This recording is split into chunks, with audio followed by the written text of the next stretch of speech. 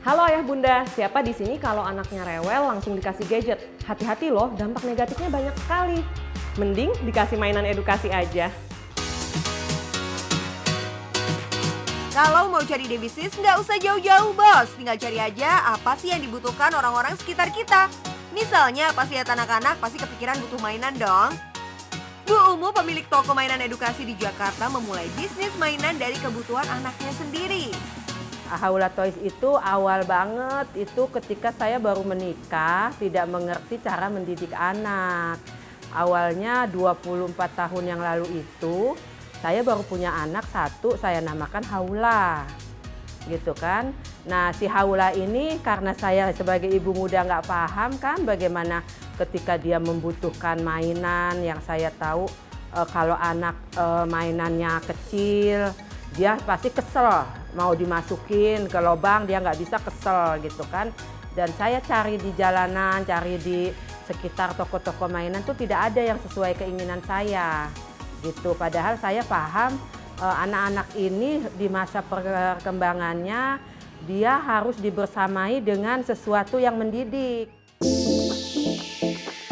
Awalnya sih emang nggak niat bisnis, cuma pengen nyari mainan edukasi buat anak. Masalahnya ya bos, dulu mainan edukasi kayak gini tuh susah banget dicari. Sekalinya ada pasti barang impor dan harganya mahal. Biar bisa dapat harga miring, Bu Umu coba-coba bikin aja deh di tukang kayu. Selain lebih murah, bentuk mainan bisa dibuat sesuai keinginan. Maksud hati cuma mau bikin mainan murah malah jadi ide bisnis. Siapa yang nyangka bos, bisnis mainan edukasi Bu Umu masih bertahan sampai sekarang setelah berdiri selama 24 tahun. Kalau ditengok dari segi harga, mainan edukasi ini harganya nggak murah juga loh. Soalnya semua produk dibuat secara handmade bos. Ya meski nggak semahal mainan edukasi impor juga sih. Terus gimana saingan sama kompetitor ya? Mainan di pasar kan harganya murah meriah.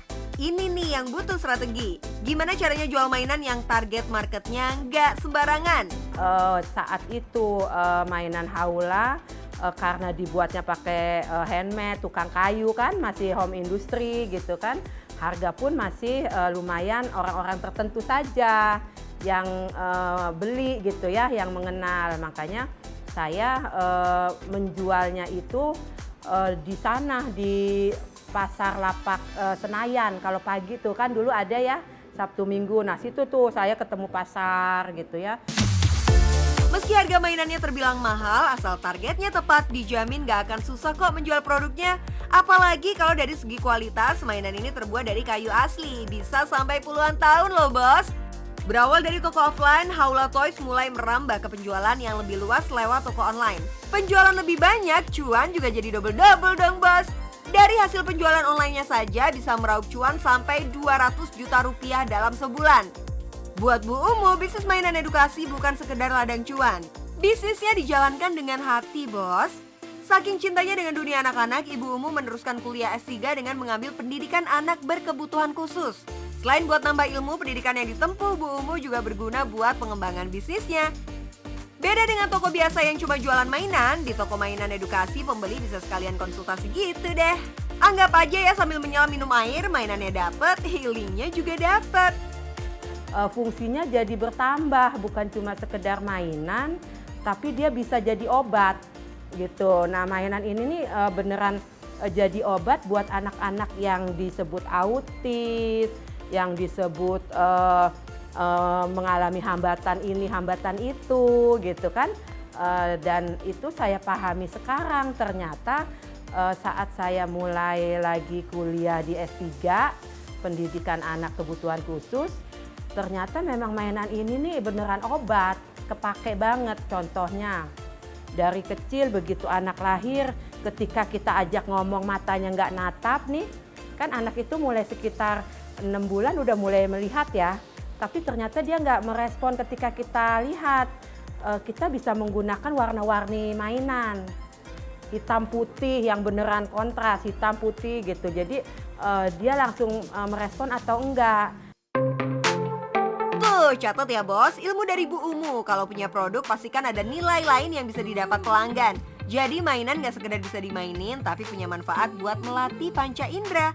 Di samping menjual produk, ia selalu mengedukasi pembeli kalau mainan edukasi itu penting banget buat tumbuh kembang anak. Mainan ini kalau salah ngasih ya, salah ngasih aja, dia fungsinya akan berbeda. Kita ada punya mainan namanya balok. Balok itu ada ukuran presisi gitu ya, ada ukuran setengah dipotong 2 gitu.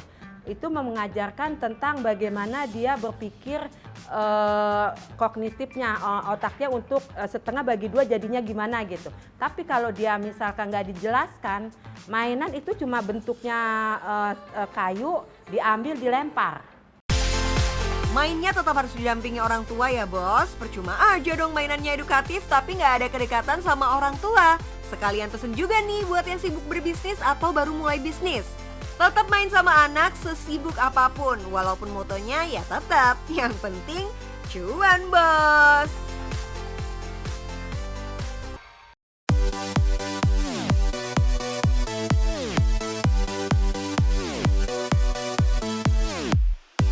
Seru kan bos belajar dari pengusaha-pengusaha hari ini? Tetap saksikan Cuan Bos tiap Rabu, Kamis, dan Jumat jam 12 siang dan Cuan Bos Weekend hari Sabtu jam 1 siang. Bisnis berkah dan yang penting cuan bos.